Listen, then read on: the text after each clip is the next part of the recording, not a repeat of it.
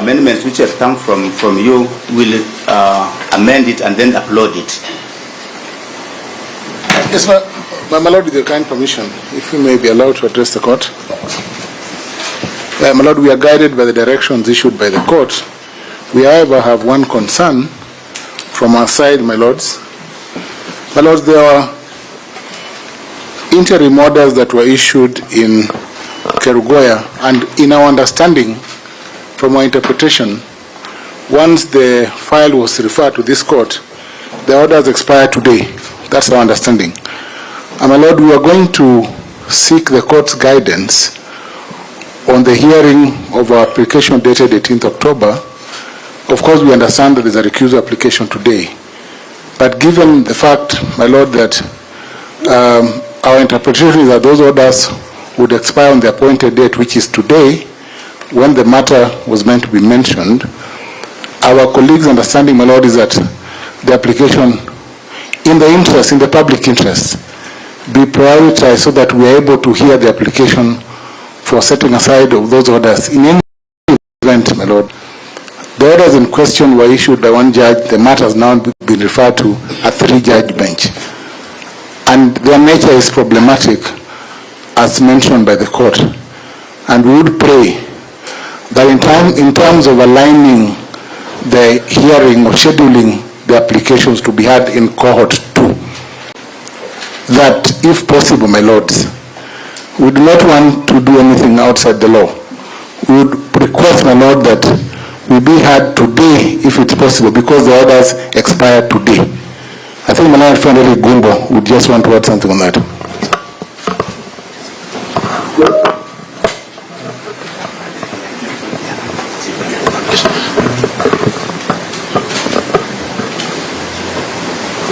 My Lord, very briefly, I wouldn't want to repeat what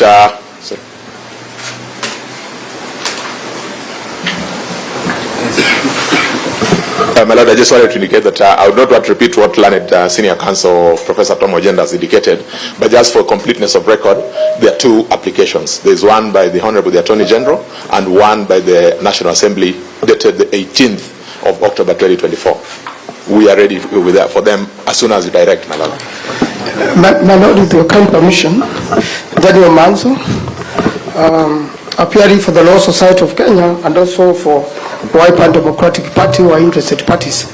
My Lord, if the orders are to expire today, then that will be at midnight. My Lord, the day is not yet over. We have applications in the afternoon. We are also affected by those orders.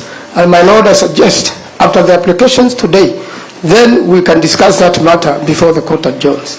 I thank you, my Lord. My Lord, Kipe Mungai, on behalf of the petitioners, there are 2 issues. You can see the senior, the team leader, Honorable Paul Wite is not with us in the council. That is the first thing that we did in the afternoon. And as far as we are concerned, the matter is premature, and the hearing and determination of that applications, for the simple reason that the issue and an order had already been made that would be first dealt with by the court after its ruling of yesterday. Was the application for recusal. The other matters that relates to how we shall deal with the petition, and we shall deal with all the applications, including the first application for conservatory orders. Those are matters that, as far as we are concerned, are supposed to be dealt with by the directions. By this bench, if it continues, or by any other bench. And therefore,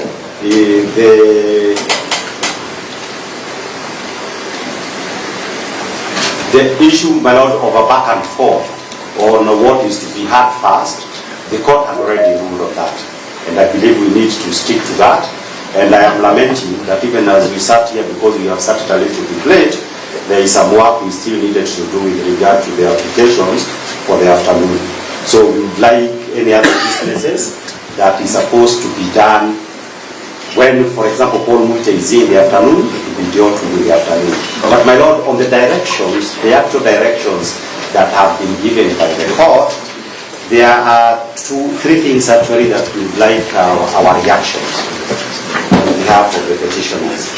Number one, my lord, is that in giving these directions, we are understanding that the directions are being made pursuant to the Mutunga rules, the rules of procedure that are applicable. My lord, under the rules of procedure that are applicable, a lot of the petitions that were filed before last Friday, the ones that were filed even on Friday last week, are maturing their last dates for responses. My lord, as we sit here, we are yet to receive any substantive responses to those petitions in either halls from the respondents. And that will have an impact on how soon we can be able to deal with the substantive matters. So my lord, I would be expecting that as a further direction, everybody would be required also to comply with the Mutunga rules to the full. Now the second issue is that in all the petitions, the subject matter was the impeachment proceedings. The impeachment proceedings was culminating with the impeachment that was done last Thursday and the facts as they happened on Friday. A lot of these petitions would require some amendment so that they conform with the last petition, so that they are not termed as academic. So that, my lord, towards that, the petitioners, including in the petitions where I'm participating, we have requested formally that we would want 3 days to ensure that any amendments are carried out, and then the respondents will indicate, they have been saying they can do things within a day or two. They will indicate how much time they need to do the responses, because, my lord, that would assist in ensuring that whichever bench is going to hear and determine this matter would be able to give final directions, because, as we have said, these are interim directions. And number three, in order to be able to determine issues for determination, and these are issues that we deal with when we are doing pre-trial, issues for determinations that are essential in a matter with so many parties, that would require close of pleadings. And the close of pleadings means that all the responses must be given. So that, my lord, as far as today is concerned, I urge you respectfully that the first thing that can ensure we are moving forward is to ensure that the responses, in accordance with the Mutunga rules, will complete that journey. My lord, if that is done, it is my view that we will be able to make some progress. In the meantime, my lord, unless there is any other matter, because there was no other matter that was to be dealt with except directions, we would be happy to leave this place as soon as possible so that we are ready in the afternoon. We are most obliged. Just before leaving. I think Senior, because I'm on the same side, perhaps you can have some response on it.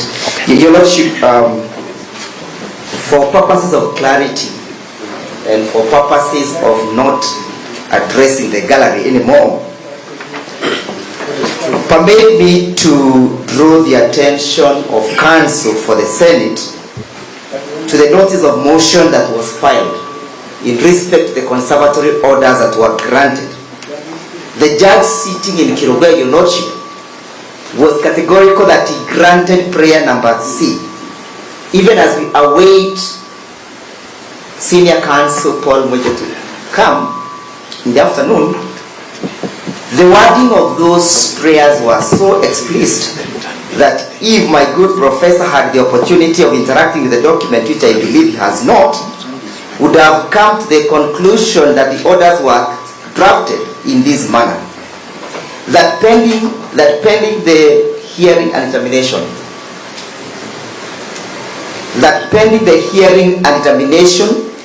of this application inter parties, this honorable court be pleased to grant the orders that were granted. That is therefore to mean, Your Lordship, that question that Senior Counsel is raising has no sitting in the pleadings before you. Number two, Your Lordship, since we are here for mention and in the afternoon we are coming for the application for recusal, and I have had the advocates for the respondents insisting on the urgency to hear the application for setting aside, Your Lordship, it is important for the court to note that that application is not predicated on any response. And therefore, if I were them, I would be seeking guidance on how to file their replies. Your Lordship, I hope you are following. Following. He doesn't seem to be following. Why do you say that? But Why do you say that? you leave it, let me leave it at that. Thank you. I think that is, sorry gentlemen, you cannot talk forever. My Lord, on a very small issue, we do confirm that for His Excellency, the Deputy President, Gachagua, as the petitioner, we have not received responses from the respondents. So it is important that first of all we get directions for the filing of responses, because as we speak now, we have not received those responses from the respondents. Then number two, my colleague Senior Kibe has raised issues on filing of responses, so that in 522 we had given an indication that we might require to amend our pleadings, so that before the ruling that was delivered by this bench, there was indication that we might require to amend the pleading. That is in petitions in cohort number 1, so that if the court can grant us leave, within 3 days those amendments can be done. And thereafter, this can also probably affect in some petitions cohort number 2. So it is important that we get that particular direction. Finally, my lords, this proceeding, because of the nature, the way they are proceeding, would request that probably we be provided with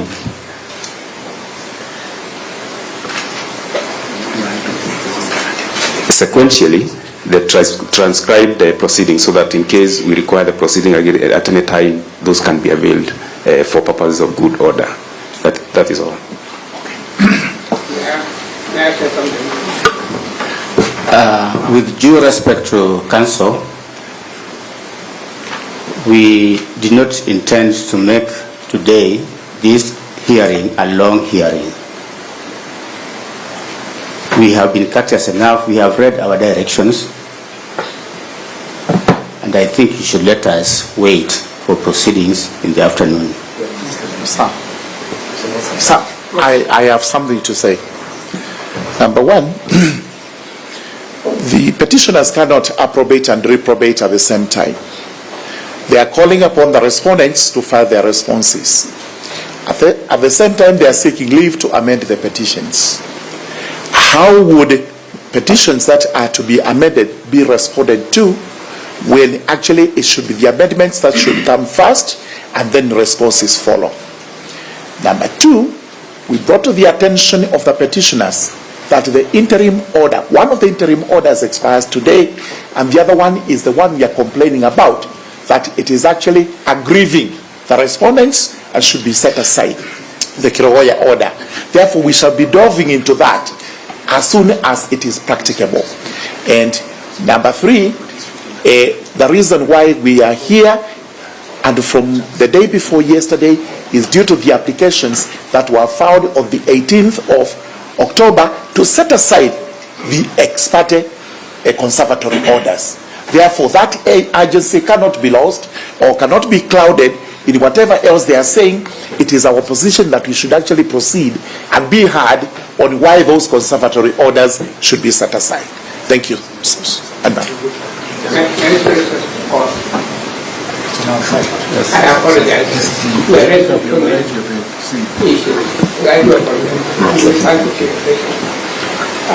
I made an application for the court, they said, let me join. My Lord Justice Ogolla, you are very kind now. You promptly allowed my application. The court said I was to be joined. And also I was to be joined by my name. You have not mentioned this. If you would be kind enough. In which petition? Yeah. In which one? Which cohort? I'm sorry I don't have papers. We'll enjoy you. In your own name? Yes, it's my own name. John M. And of course, it was in the... So you are petitioner number 8? No. Interested party number 8? Party number 8. Yes. That's all. Thank you very much. Thank you, my Lord. We just want to restate the position that the urgency in this matter cannot be gainsaid or cannot be lost, my Lord. Under the contention that the replies have not been made, that we have not made the replies, is not correct because we have filed our responses. And my Lord, at the end of the day, the very essence that led to the empanelment of these judges will actually be lost, because then we would be going back and forth, and at the end of the day, my Lord, we will not have served the greater public interest or the greater public good that led to the empanelment, which you made a determination yesterday, my Lord. We would urge that we be able to proceed and argue this matter conclusively and rest it once and for all. Thank you. We are no longer accepting any further submissions. I'm saying this, that it is not for court to direct parties when to respond to pleadings. It is not for court to direct parties when to respond to pleadings. But one thing which I can assure you, that this bench will not allow anybody to take the process of court in circles. So if you have been served the document, whether petition or an application, if you don't respond, the court is allowed to infer that you have no response. If a petition has been filed and you have not responded to it, the court will make inference that you have no response to that petition. And by the very nature of these proceedings, we all acknowledge that they are public interest proceedings. No party will be allowed to take the court in circles. So I ask you, respond to the pleadings, file your petitions, respond to them. Don't come and ask for leave in a manner to suggest that you want to take this court in circles. We meet at 2:30.